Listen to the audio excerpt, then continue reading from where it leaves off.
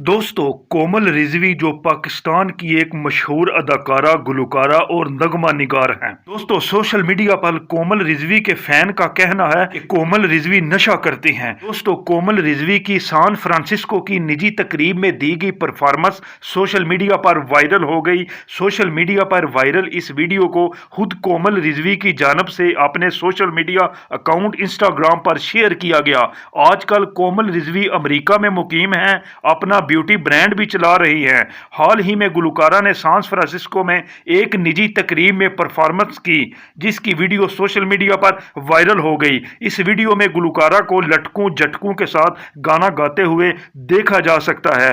Video का मंजरे आम पर आना ही था कि गुलकारा को तनकीद का सामना हो गया। सोशल मीडिया सार्फिन का ख्याल है कि कोमल रिजवी परफॉर्मेंस के दौरान मुकम्मल नशे में हैं। कुछ सार्फिन का कमेंट करते हुए कहना है, एक वक्त था जब कोमल रिजवी अच्छी गुलकारी करती थी, मगर अब उन्होंने अपना नशे की वजह से मेयार गिरा लिया है।